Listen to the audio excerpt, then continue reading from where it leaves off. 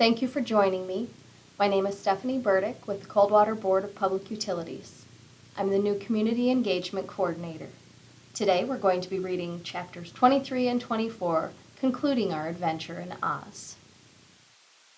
To see Glinda, however, they were taken to a room of the castle where Dorothy washed her face and combed her hair, and the lion shook the dust out of his mane, and the scarecrow patted himself into his best shape, and the woodman polished his tin and oiled his joints.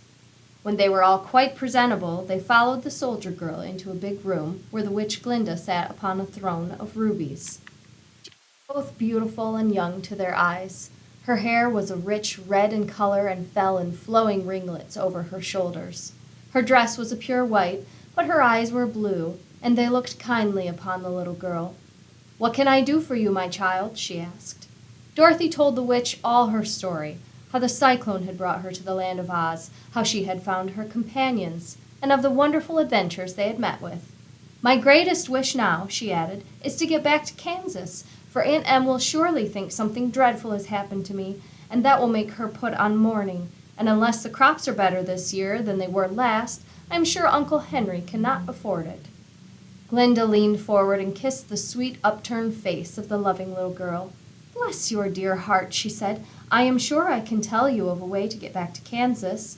Then she added, "But if I do, you must give me the golden cap." "Willingly," exclaimed Dorothy. "Indeed, it is of no use to me now, and when you have it, you can command the winged monkeys 3 times." "And I think I shall need their service just those 3 times," answered Glinda, smiling.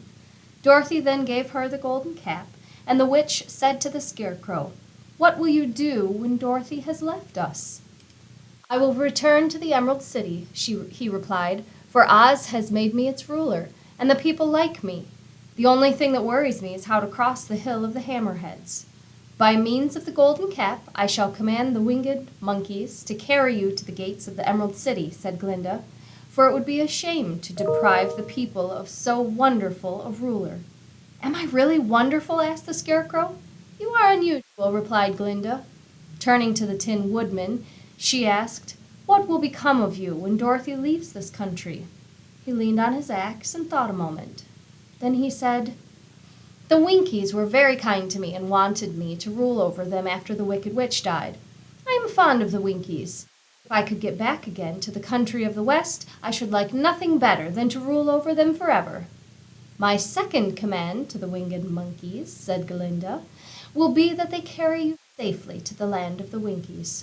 Your brains may not be so large to look at as those of the Scarecrow, but you are really brighter than he is when you are well polished, and I am sure you will rule the Winkies wisely and well." Then the witch looked at the big shaggy lion and asked, "When Dorothy has returned to her own home, what will become of you?" "Over the Hill of the Hammerheads," he answered, "lies a grand old forest, and all the beasts that live there have made me their king. If I could only get back to this forest, I would pass my life very happily there." "My third command to the monkeys," said Glinda, "shall be to carry you to your forest. Then, having used up the powers of the golden cap, I shall give it to the king of the monkeys, that he and his band may therever be free forevermore." The Scarecrow and the Tin Woodman and the Lion now thanked the Good Witch earnestly for her kindness, and Dorothy exclaimed, "You are certainly as good as you are beautiful, but you have not yet told me how to get back to Kansas." "Your silver shoes will carry you over the desert," replied Glinda. "If you had known their power, you could have gone back to your Aunt Em the very first day you came to this country." "But then I should not have had my wonderful brains," cried the Scarecrow. "I might have passed my whole life in the farmer's cornfield." "And I should not have had my lovely heart," said the Tin Woodman. "I might have stood and rusted in the forest till the end of the world." "And I should have lived a coward forever," declared the Lion, "and no beast in all the forest would have had a good word to say to me." "This is all true," said Dorothy, "and I am glad I was of use to these good friends. But now that each of them has had what he has most desired, and each is happy in having a kingdom to rule beside, I think I should like to go back to Kansas." "The silver shoes," said the Good Witch, "have wonderful powers, And one of the most curious things about them is that they can carry you to any place in the world in 3 steps, and each step will be made in the wink of an eye. All you have to do is knock the heels together 3 times and command the shoes to carry you wherever you wish to go." "If that is so," said the child joyfully, "I will ask them to carry me back to Kansas at once." She threw her arms around the lion's neck and kissed him, patting his big head tenderly.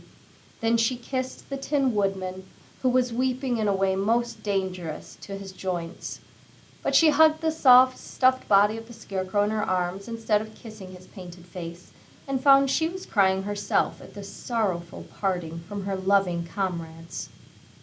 Glinda the Good stepped down from her ruby throne to give the little girl a goodbye kiss, and Dorothy thanked her for all the kindness she had shown to her friends and herself. Dorothy now took Toto up solemnly in her arms, and having said one last goodbye, she clapped the heels of her shoes together 3 times, saying, "Take me home to Aunt Em." Instantly she was whirling through the air so swiftly that all she could see or feel was the wind whistling past her ears. The silver shoes took but 3 steps, and then she stopped so suddenly that she rolled over upon the grass several times before she knew where she was. At length, however, she sat up and looked about her. "Good gracious!" she cried, for she was sitting on the broad Kansas prairie, and just before her was the new farmhouse Uncle Henry built after the cyclone had carried away the old one. Uncle Henry was milking the cows in the barnyard, and Toto had jumped out of her arms and was running toward the barn, barking joyously. Dorothy stood up and found that she was in her stocking feet, for the silver shoes had fallen off in her flight through the air and were lost forever in the desert. Chapter 24. Home Again. Aunt Em had just come out of the house to water the cabbages when she looked up and saw Dorothy running toward her. "My darling child," she cried, folding the little girl in her arms and covering her face with kisses, "where in the world did you come from?" "From the land," said Dorothy gravely, "and here is Toto, too. And oh, Aunt Em, I'm so glad to be at home again." This chapter, focusing on home and the gifts given to the lion, Scarecrow, and Tin Woodsman, reminds me of our community engagement department. We provide outreach to our community. We work to build relationships and engage with citizens, customers, and businesses within the city of Coldwater. Our employees donate many hours of their time volunteering. We participate in events like Winterfest, Applefest, Strawberry Fest, blood drives, toy drives, and March's Reading Month, among other things. We do a lot of donations and sponsorships within our community. We sponsor things like Tibbetts Summer Theater, Power of the Purse, EB Center events, Beginnings Care for Life events, and others. It's important to be able to give back. Community is important. Get involved and help where you can. Help make Coldwater a great place to live, work, and play. Thank you for joining us in this series. And remember, there's no place like home. Hometown Utilities.